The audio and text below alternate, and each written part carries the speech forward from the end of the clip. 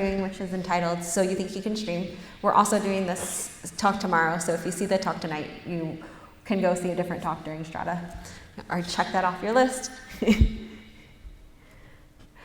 A little bit about myself. I'm a solutions architect at Databricks, which means I help a lot of customers come up to speed using the Databricks platform, learning how to use Spark and troubleshoot different issues. Previously, I was at Square, where I worked on reporting and analytics, basically just sharding and scaling up MySQL, which was really funny because before that I came from Google, where I worked on mobile web search and speech recognition, so I worked on a lot of MapReduce technology while I was there. We were founded by the creators of Spark in 2013, so the same Berkeley Amp Lab that created Spark co-founded Databricks, and TD actually was at the Spark Amp Lab prior to coming to Databricks. We have a special product that we offered. Our co-founders knew that they built something great with Spark, wanted to make sure that it became easy and mainstream and easy to use. So that means coming up with a whole bunch of tooling that makes it easy not to worry about DevOps, and just to make it really, really developer friendly. At Databricks, what we create, our product is a cloud enterprise data platform. So in particular, to launch clusters, you no longer have to worry about creating a script, doing all the configurations and other stuff. We have a web UI directly within our product that will allow you to bring up a cluster and adjust the number of nodes. The other thing we allow you to do is, in terms of programming tools, instead of having to use an awkward command line or having up with different code, we have a notebook programming environment, which is a way you can just really quickly type in some Spark commands and get them to run on a Spark cluster by attaching it. And Spark is also a lot of batch jobs, a lot of things you want to run regularly. So we also have a production pipeline. In particular for Spark streaming, there's a lot of DevOps things that you have to set up if you want to productionize a Spark streaming job, like log rotating your files, doing other things to kind of monitor, make sure that you get an alert if one of the machines goes down. So within Databricks, we do all of that for you. And then in addition, all the dirty stuff that no one wants to do, like data governance and security, our product does that as well. So the agenda for today is we're going to cover 5 main topics. One is introduction to Spark streaming for those of you who aren't familiar or are fairly new to it. We'll cover the life cycle of a Spark streaming app, so you'll really understand underneath what's happening on the driver versus the executors during a Spark streaming job. We'll cover aggregations and best practices, operationalization tips. I'm not doing that section, which is why I have not pronounced that word. And key benefits of Spark streaming. So to start, what is Spark streaming? There's a couple reasons what benefits we wanted to have around Spark streaming in order to build a scalable fault-tolerant stream processing system. One is when you're going and analyzing a stream of data, we wanted to make sure that the actual operations and the coding model that you used is really easy to do. So that's why Spark streaming comes with a really nice high-level API that allows you to do joins, windows, write code that looks almost exactly like all the transformations and actions you're used to using with RDDs and data frames, but now you think of it as you're doing it with a stream. So it no longer becomes this totally new kind of programming paradigm that you have to learn all over again. It's just a different model that processes on a stream. The other thing we wanted to allow you to have fault-tolerant exactly once semantics even for stateful ops, and all that happens underneath in Spark streaming, so you don't have to worry about maintaining your state and doing all that bookkeeping yourself. It would be built into the underlying system. And finally, Spark streaming, it's still a part of Spark, so all the useful libraries you're used to getting with Spark, like MLlib, SQL, data frames, GraphX, it's all going to be compatible with Spark streaming. You get that automatically. This is a list of some of the different customers that actually have Spark streaming in production. So there are over 500 customers that are using Spark streaming, and some have really large jobs. I think Prakash can say specifically. Do you have any specific numbers from working at Netflix? Yeah, I mean, the volume of data is significantly high, but yeah, I don't have specific numbers. Yeah, there's lots of people watching streaming video on Netflix, So how does Spark streaming work? Well, there's 2 main things that you need. One is, we mentioned that there has to be a stream of data that comes in. So what Spark streaming has to provide in order to catch that stream of data is receivers. So it's going to receive that data, and then it's going to chop it into batches. So that's what Spark streaming does. There's a main programming model of a little micro batch that you're going to be analyzing every single time interval in order to do your processing. The other thing then that Spark does is it takes that batch, it allows you to do the API, high-level API operations that we mentioned in the previous slide, and push out the results. So in that inner layer, you see that the input is a data stream. You get Spark streaming, which is all the glue in the middle, and in the output, you get little micro batches of results that are coming out every time interval. So let's look a little bit now how to actually write a Spark streaming job by starting to look at the beginning of word count. So there's a little bit of boilerplate code that you're going to have to do at the beginning of every Spark streaming job.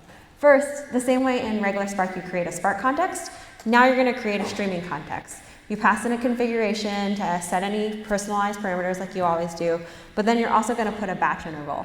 So that batch interval is going to tell you the little micro batches, how often you get one little micro batch every single time. Then you're going to have to do another thing, which is, I guess, similar to reading in a text file. For Spark, you're going to create what we call a DStream, which is similar to an RDD, or analogous to that. But instead, you're going to create a stream. In this case, we're going to use a socket text stream. So there's a bunch of different simple data sources of streams that you can use. The simplest one might be a socket, where you just read in the data, and then every time interval, you get a new set of bytes that come into that socket. That's a simple one. Another one might be a file stream, file directory stream, where you look at a particular directory, you figure out what new files are in that directory every time period, and then you get a bunch of lines from all those different new files. And then the more complicated ones would be things like Kafka, RabbitMQ, Amazon Kinesis. So those are actually other servers or other message queues that you have to actually keep up and productionize. So those are all different examples of streams. Now that you have a DStream, you can do all the things that you're used to doing with an RDD or a data frame. So you can do transformations like here, flat map. So if we wanted to do word count, let's say that we had a socket. We're reading in all the different words that come in a socket at a given point in time. We have that DStream. Doing word count is exactly the same as Spark word count. So I'm not going to go over it again, but you can look at those lines, word and word counts, where you do flat map and the reduce by key looks exactly the same as Spark word count. It's that simple. And then at the end, you're going to need to do some action. So in this case, we're going to do a .print. And what that's going to do is it's just going to show you the results of that particular DStream, all those word count pairs. That prints it out nicely to the screen. And one last boilerplate code, which is to call .start on the context to get it started. So this is what the anatomy of a word count program at Spark looks like. There's the wrapper code around it, where you create the streaming context and the DStream, and then you start the context. And then other than that, in the middle, you just do the same transformations and actions as you used to do in regular Spark. So if this is your first time you've seen Spark streaming as opposed to Spark, this shouldn't be that difficult at all. And the anatomy of every streaming thing, the middle logic might get more complicated, but otherwise exactly the same. Perfect. So now that we've actually looked at the code of what a Spark application looks like, let's understand a little bit more what happens underneath on the actual driver versus the executor nodes. So this is where we're going to cover life cycle of a streaming application. So I think most of you are already familiar with what the model looks like on regular Spark application. So when you write code to be executed in Spark in a batch Spark job or a regular non-streaming Spark job, the Spark driver is going to create tasks based on that particular commands and dole them out to the Spark executor every time you actually call an action. So similar to that, what happens in Spark streaming, next slide, is that you will have the driver program that you're doing. As soon as you call .start on that particular context, what the driver is going to do is it's going to create, first of all, it's going to create those receivers that we talked about. So those receivers are going to be called on one or more of the executors. And you might ask yourself, I think that was the first question I asked myself, why is the receiver not on the driver? Well, if you put the receiver on different executors, you can have more than one. So maybe in the socket case, it only makes sense to have a single receiver. But let's say that you're reading out data from Kafka. You can actually have multiple clients reading out from Kafka at any given point in time. So one benefit of having the receiver on the executors is you can have more than one, since the amount of data that you're processing, it's a distributed system. We need clients on more than just one machine.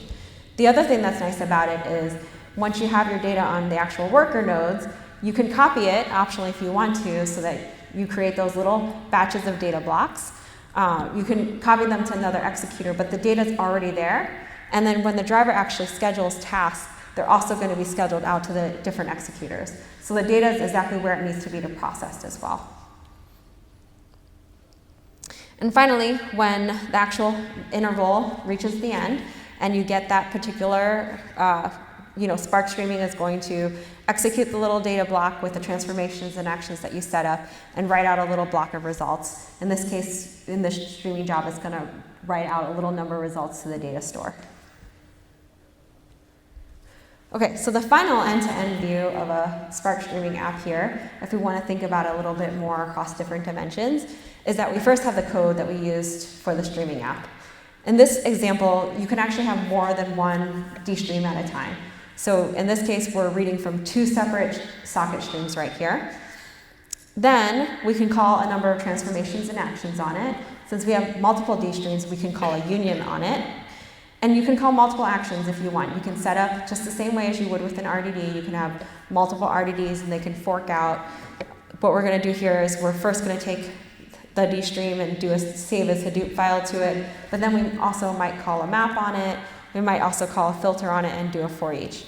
So then what's going to happen with Spark Streaming is it's going to build a graph of what the different DStream looks like. So you see at top, we have the 2 different input DStreams. We have the transformations in teal or the blue color that actually happen on the DStreams. And finally, we have gray, which represents the actual actions that we run on the DStreams. Then what's going to happen is every single time interval, what's going to happen is there's going to be a DAG of RDDs. So the little micro batch is going to be a little RDD, and it's going to look really similar to the DStream graph of what actually gets executed every single time period. When the time period actually happens, there's a DAG of stages every single interval that Spark knows how to create, and it doles out tasks to individual worker nodes that get executed on the executor, and finally you get your Spark Streaming job.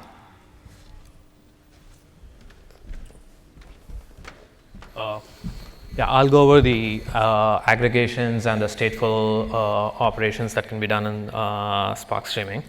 So the previous word count example, like when we do a word count, it does the word count for every batch interval. So for example, if the batch interval is 1 second, then the word count is done for every 1 second. So normally that's not the common scenario. In a real world case, you normally want to do it across windows. So I want to do a word count for the last 10 minutes or last 50 minutes, something like that. So there are many operations, there are many transformations that are available on DStreams to do window operations. Reduce by key and window is one such operation where you can specify the aggregation you want to do. In this case, it's a simple sum, which is x plus y. And then you can provide a window size, which is a multiple of the batch interval. And also you can provide a sliding interval. So if you don't want to do the word count like every 1 second, if you want to do the word count say only for every 10 seconds or for every 1 minute instead of doing it for every second, then you can provide a sliding interval that represents, instructs Spark Streaming to do the word count only for every n batches. So this scenario, the common scenario is doing a word count for the last 30 minutes or doing any kind of aggregation for some last n minutes. So the common problem here is, in this case, for the last 30 minutes, now Spark Streaming has to go across all the batches across time and do the aggregation. In this case, if the batch interval is 1 second, then it has to go across 1800 batches to do the word count for every 1 second, and it has to make sure that it finishes within 1 second. So how do you optimize for good performance? The first question to ask is, what's the right batch interval to use for your application? If there are cases where you have a streaming app where you're doing a streaming ingestion and at the same time you're doing some stateful operations or aggregations. So in that case, in order to do the streaming ingestion or the monitoring, you still need a low batch interval of 1 second or even half a second. But if your use case is only to do aggregations, and if you really don't want very fine grained time granular aggregations to be done, then just choose the appropriate batch interval, like 10 seconds or even a minute. And the second most important thing is do incremental aggregations wherever possible. If your aggregation has an inverse function, in the case of word count, you can it's just subtracting all the words that are going out of the window. So if you go back to the previous slide, so here there are new data coming in for every window, and there is old batches going out of the window. So you can do incremental aggregations by just considering the new batches and then subtracting the batches that are going out of the window. So for that, you can use the same reduce by key and window, and then provide apart from the aggregation, you can also provide the inverse function, which is simple x minus y here. So this will Spark streaming will ensure that it does incremental aggregations in this way. And checkpointing is another key thing where you can checkpoint the DStream by providing a checkpoint interval. One thing to be careful here is since you're checkpointing the whole DStream, you might not want to use a very low checkpoint interval. So you need to choose an optimum checkpoint interval and make sure that the DStreams are checkpointed so that Spark doesn't go all the way back to the older batches. So in this case, if the checkpoint interval was 10 minutes, then Spark won't go all the way till the 30-minute batch. So it will just go maximum till the last 10 minutes and read from the checkpoint and do the remaining aggregations from the data in memory.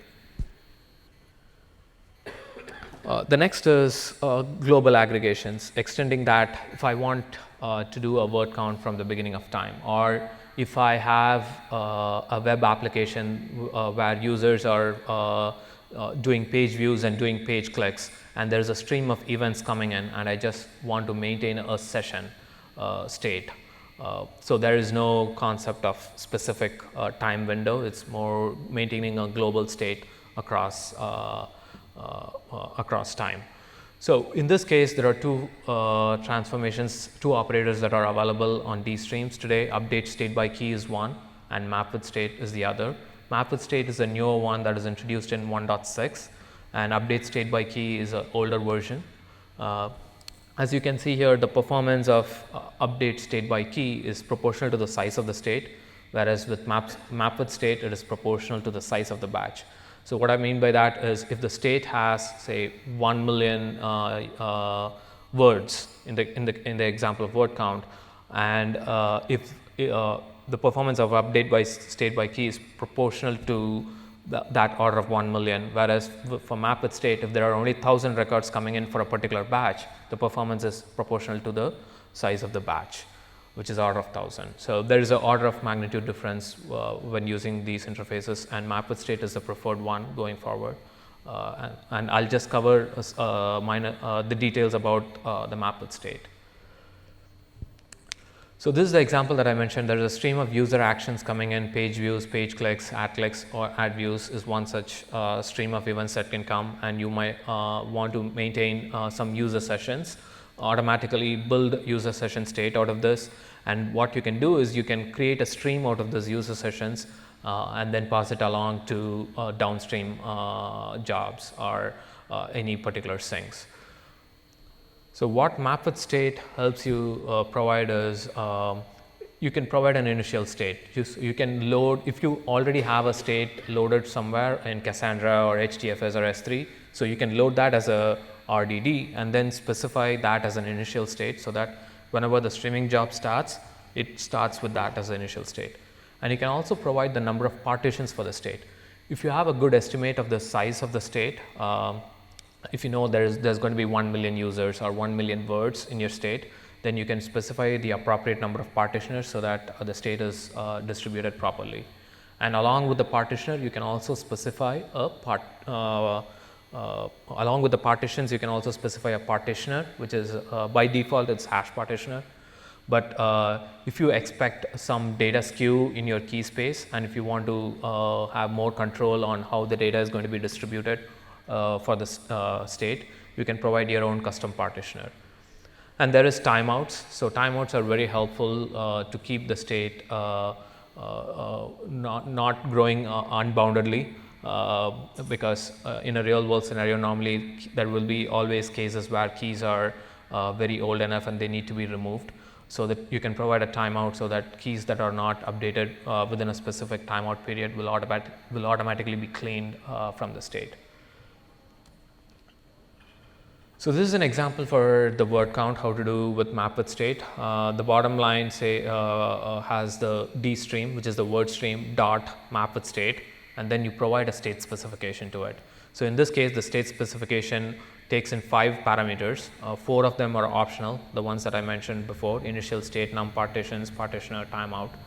And there is one, of course, required parameter, which is the function that defines how we are going to update the state. Let's see how that function is updated. In the case of word count, it's very simple. It's going to be a simple aggregation. But this is the interface that Spark Streaming provides for you to implement the update state function. So for every event the Spark Streaming receives, it calls this function with the batch time for the event, the key for the event. In the case of word count, it's the word itself, and the value is the specific event value for this particular event. In this case, in the case of word count, it's just 1, and the previous state of the word for so far seen. So here it will be the word count so far for the word, and the return type is key value. So the key is the new word and the new updated state. So in this case, you will be just doing a value plus state and then returning the new state. That's all you will be doing. One thing to note here is the input key and the output key need not be same. So you have more control over how you want to manage your state. As far as operationalization, there are 2 types of checkpointing. One is checkpointing the whole data itself, which is checkpointing all the DStream, and the second one is checkpointing the metadata. So first, checkpointing the data. As I think we already saw this example. So here we are doing a word stream dot checkpoint of the checkpoint and provide a checkpoint interval, which means all the data in the DStream will be checkpointed, and this is required mainly to cut lineage on a lot of past windows. So you can see the example Spark UI there. There is an update state by key at the rightmost stage, which depends on a lot of previous batches, and the gray ones indicate that Spark has skipped those batches. So it built the DAG, but it skipped those stages because it was able to read the data from the checkpoint. So the first thing on the right indicates that it was reading from the checkpoint. So this is a way to verify if you're doing the right thing with checkpointing. One thing with checkpointing is since the whole data is being written out, you might want to choose a proper checkpoint interval, which is ideally a significant multiple of your batch interval. You might not want to checkpoint for every 1 second or for every 5 seconds. You might want to use it wisely. For checkpointing metadata, so there is a bunch of metadata that you can checkpoint with Spark Streaming. This is required for fault tolerance. The key thing is when Spark Streaming is running, it has a record of all the current active batches that are queued to be run, and it has details about what data each batch is going to process. So if the driver crashes for some reason, and if you want to recover from a failure, you can recover from where it left off. So in order to do that, you need to checkpoint all this metadata information of these particular batches we are currently running. So an example here is how you can do that is do a streaming context.checkpoint and provide a checkpoint directory, so that Spark will automatically take care of checkpointing all this metadata information for you. The best way to recover from a checkpoint is by providing streaming context.get active or create, and then providing the checkpoint directory. So if the checkpoint directory has any information there, it will load that and then restart from where it left off. If there is no information, it will start fresh as if it is a new job. Another thing to keep in mind is do not use this for doing a code push kind of thing, because in order for the checkpoint to work, all the code needs to be the same. So in order for Spark Streaming to load the class and all other information, it has to have the same information. So if the code has changed, then this won't work. So this is more for fault tolerance when you're running it in production, not as a mechanism for doing a code push. And the second thing after checkpointing is achieving good throughput. So this is a simple example of where I have a simple socket stream. I'm doing a couple of map and filter operations, and then I'm saving the DStream into some Hadoop file as a Hadoop file. The problem is Spark is going to have one receiver running in one executor, and that's going to hold all the data. And when for every batch interval, Spark is going to now schedule the tasks. Now when it schedules a task, it's going to look for data locality and try to schedule it everything in where the data is, which means all of the action is going to happen in one node where the receiver is also running. So best way to avoid this is doing a repartition. So one thing you can do is after receiving the socket stream, you can do a repartition to make sure that if you have 100 nodes or 100 cores in your cluster, you can repartition with 100 so that the data gets distributed, and then do your map filter so that it's parallelized. So this is a common thing that people miss out, because even when you scale out with this code, nothing is going to happen. So you definitely need to do repartition if you want to achieve good throughput. That's a common thing, but you can also achieve good throughput by increasing the number of receivers, which is, so you can, instead of having one receiver, you can have like 5 or n number of receivers. So what the streaming job is going to do is it's going to pick n executors and run receivers in each of them. So in this case, each receiver is receiving parallelly from your input source. So you have good throughput while receiving the data, and since the data is now distributed across the executors, now when you do the computation, it gets distributed as well. So this is the best way to do to achieve good throughput rather than leaning on a repartition. So that's with the receiver based approaches. And with the latest version, which is Kafka, there is no receivers. So Spark Streaming treats Kafka as the buffered source, and it doesn't receive the data and buffers them. So it kind of pushes all that to Kafka to do the buffering and pulls the information when needed. Since Kafka exposes all the offsets and partition information, Spark Streaming leverages that to pull the information when it is required. So in that case, each Kafka partition is mapped to a Spark partition. So if you increase the number of Kafka partitions, which means more Spark partitions, which is more parallelism in Spark. So that's the best way to achieve good throughput if you're using Kafka or any non-receiver based source. So the other thing, apart from receiving the data, is during the processing, if any of the operations involve shuffles, then almost all of the transformations on DStreams provide an optional parameter for specifying the number of partitions. So if you're not happy with the default that Spark uses, and if you want more control based on your cluster setup, you can specify the number of partitions for those shuffle operations to ensure that the cluster is properly utilized for your setup. So the third thing for operationalizing is the debugging. So where to look for what information. The streaming tab in Spark UI is a good source of information for all of this. It has a wealth of information, but it's a transient tab. It's available only when a streaming job is running. You can see for each receiver the number of events that are received per second, and also you can look for the processing time. If you go to the next slide. So the one that is marked as 2 is basically the batch interval that you have provided, and your average processing time must be less than the batch interval most of the times. If not, you will see batches queuing up, and at some point, if the processing time doesn't fall below the batch interval, the streaming job is going to crash. So that's something which is very important to keep in mind. And normally people implement their own streaming listener interface, which gives all this data and set alerts if you want to. So on these things.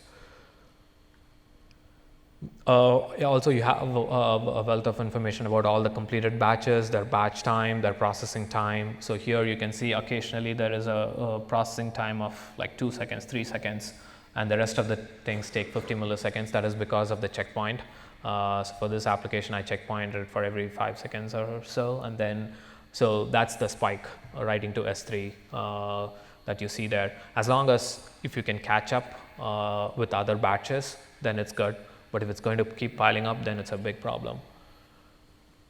So you can click on one of the batches to go to the batch details page, look at all the, so in this case you can see for Kafka, what is the partition, what is the offset it was read for this particular batch, and you can click on any particular job ID to go to the stages. So you can go, these are the 2 stages that was there for this thing. So the first stage had 2 tasks there. Which was completed successfully, and it wrote some few KBs as part of the shuffle, and the second stage read few KBs as shuffle, and then it had only 1 task. So this is a very lightweight example stuff here, but in real world you will have like hundreds of tasks running as part of each job. So what you might want to do is click on one of these stages and make sure that when you go to the task details page, which is you can actually look at where the tasks for the executors have run. So this is a page where you want to ensure that if you want to have good throughput, you might want to ensure the tasks are running across executors. If they are all running in the same executor, then there is something really wrong with your streaming job, and you're not utilizing the cluster properly. So that's all the operationalization stuff. So the key benefits of Spark streaming based on the setup, based on the streaming architecture, if there is a bottleneck in one of the nodes, since Spark streaming follows the batch model, so it can quickly do a dynamic load balancing to avoid bottleneck nodes, and it can also, for the same reason, recover from failures quickly than a lot of traditional systems, because it can detect failed nodes, and then it can easily move the tasks to other nodes which are more healthier. The other advantages is combining streaming with other libraries on top of Spark. One of them is combining batch and streaming. So you can just load any Spark, any file as an RDD, and then you can do you can tag your streams with that static data set. So if you have a stream of data coming in and you want to tag it with some metadata for each event, and then you want to send it to downstream. So this is a very common use case that we have seen. So you can just load a file from HDFS or S3 or Cassandra, and then tag it with your input stream and pass it to downstreams, or save it back to HDFS or some other sync. The other thing is combining ML with stream processing. So you can do you can learn the models offline. In this example, there is a simple k-means that you can train, and then you can apply the model on your stream of events that are coming in. So all you need to do is, for every event that comes in, you just do a model.predict and then pass the event, extract the features from the event and pass it. So the third biggest thing is combining SQL with stream. You can do for each RDD, which means you get the RDD, which is the underlying API for working with the data. So you get that information, and what you can do is you can create a data frame out of that RDD if it has a certain structure to it, and then you can do whatever batch operations that you are doing. Like if you are doing a specific SQL like select, where, group by, you can easily apply them. You can just, whatever you did in your batch, like experimentation stuff, you can just directly copy paste that into these kind of setup and test it on your stream streams directly. So that's in a nutshell what are the key benefits of Spark streaming and the operationalization tips. That's it. Thank you.